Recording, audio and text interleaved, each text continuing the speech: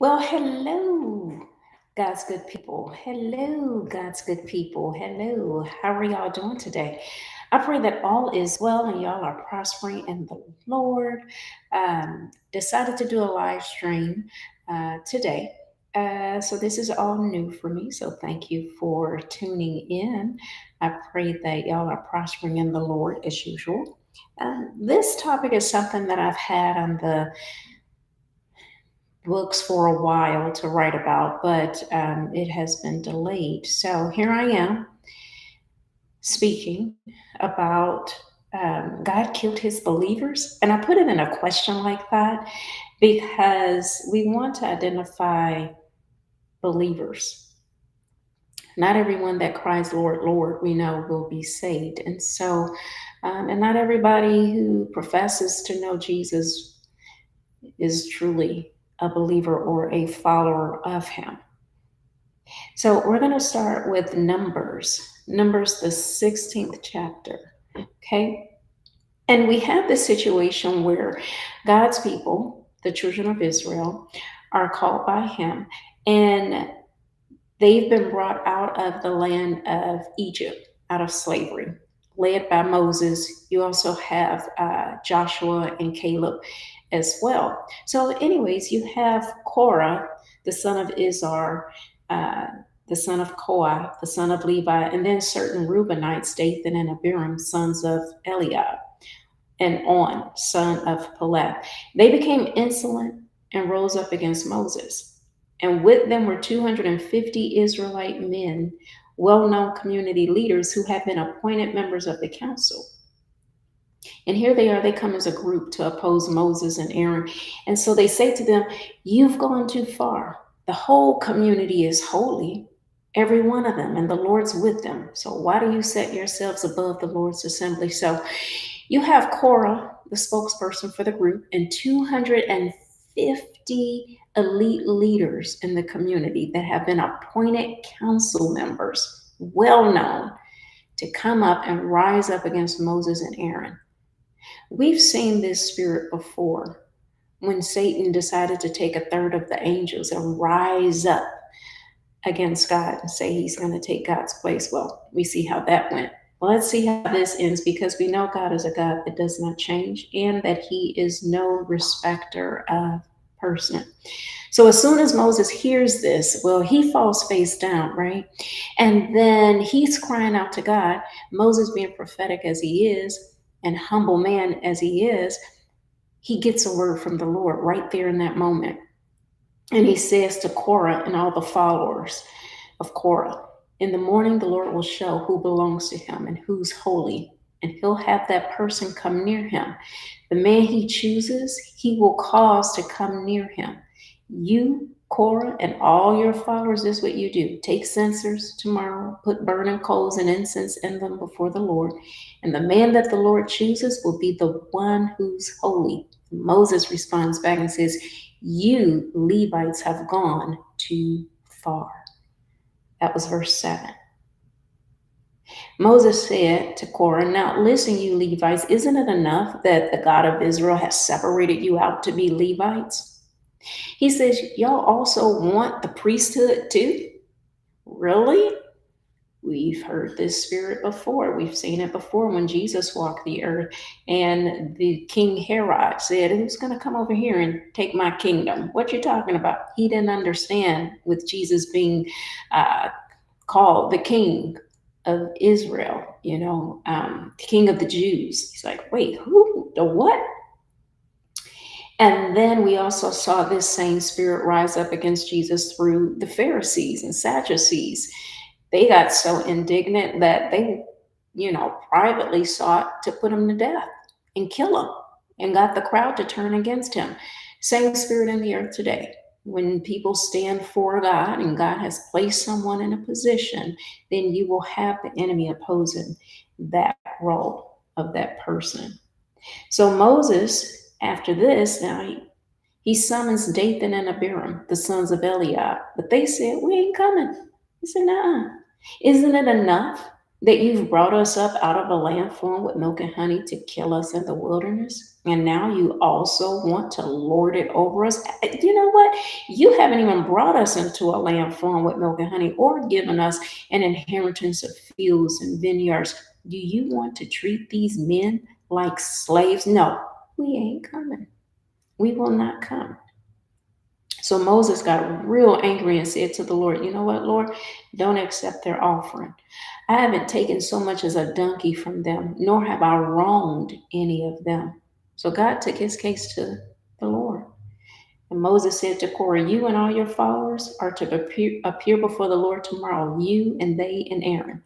Each man is to take his censer, put incense in it, 250 in all, and present it before the Lord. You and Aaron are to present your censers also. So each of them takes his censer, put burning coals and incense in it, stood with Moses and Aaron at the entrance to the tent of meeting. And when Korah had gathered all his followers in opposition to them at the entrance to the tent of meeting, the glory of the Lord appeared to the whole assembly. And the Lord said to Moses and Aaron, separate yourselves from this assembly so I can put an end to them at once. But Moses and Aaron this time fell face down and cried out, God, the God who gives breath to all living things, will you be angry with the entire assembly when only one man sins? Then the Lord said to Moses, well, say to the assembly, move away from the tents of Korah, Dathan, and Abiram. I don't know about you, but hearing that, it seems like Korah, Dathan, and Abiram would have some type of something to say. Wait a minute, hold on, God's speaking. Let us check ourselves. He's saying to move away from us. What's about to happen? But that don't happen. They're so blinded and so deceived, they don't even see that they're being set up for destruction by the enemy already. Moses got up, went to Dathan and Abiram, and the elders of Israel followed him.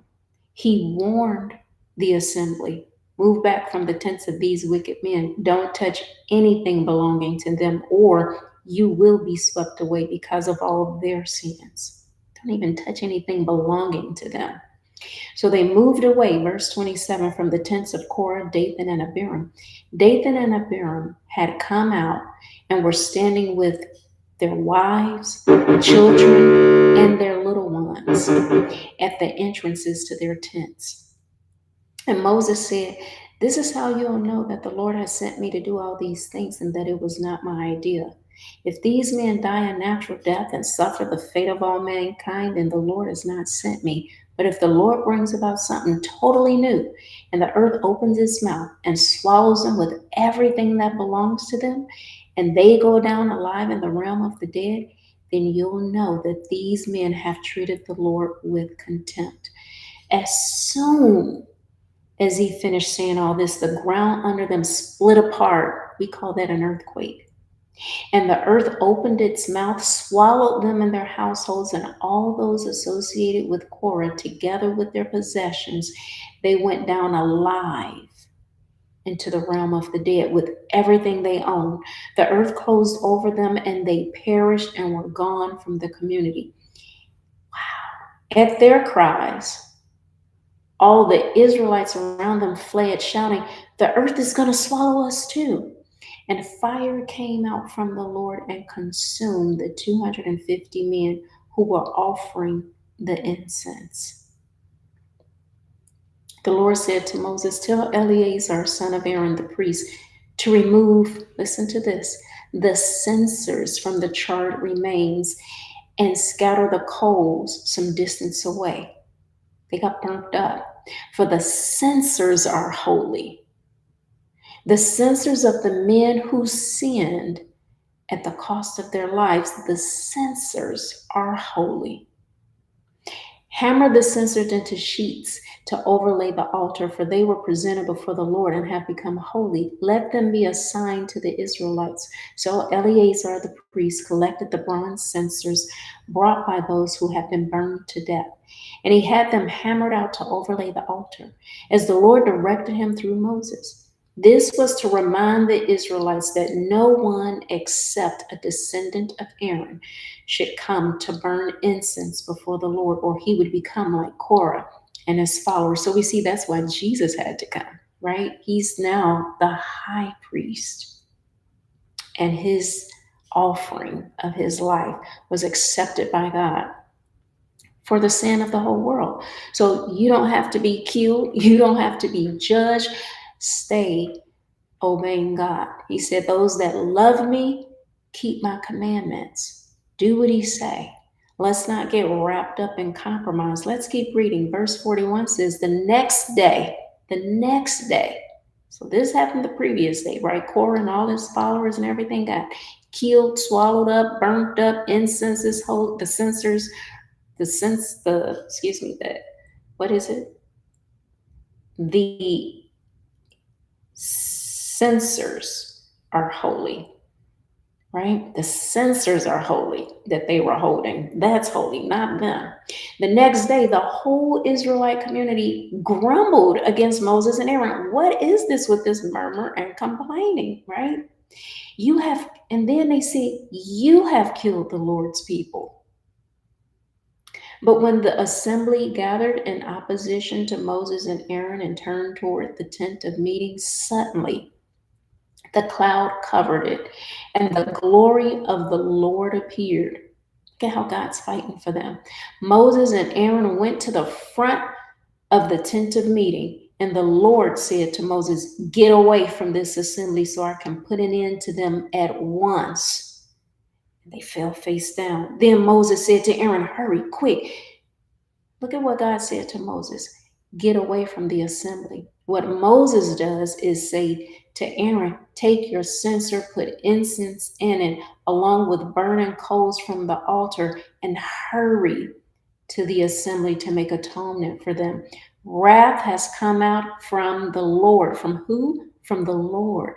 The plague has started. So Aaron did as Moses said, ran into the midst of the assembly. The plague had already started among the people, but Aaron offered the incense and made atonement for them. We see his calling in action and God honoring that, because he stood between the living and the dead, and the plague stopped because of Aaron's actions in his role as the priest. But 14,700 people died from the plague, in addition to those who had died because of Korah. Then Aaron returned to Moses at the entrance to the tent of meeting, for the plague had stopped. Let's not be a part of the plague where, God has already said judgment begins at the house of the Lord, right? We've heard that. Don't be a part of the plague as we see people starting to fall dead at the judgment of God. Be on the side where you are doing what God said to do. You are not walking in compromise. You are not listening to those that you know are in compromise. You are not following your flesh. Obey God. Do what he says. And I pray now for you that you would obey God, and that the voice of a stranger telling you to do other things, you will not follow. That is my prayer for you. Other ministries that you know are in compromise. Let's not engage with that. Do just what God told them to do, instructed them to do then. Get away from that. Separate yourselves. God has already called you out to come from among the sin, the world, the ways of the world. God has not changed. He will still judge sin, even in his house, as we've seen there.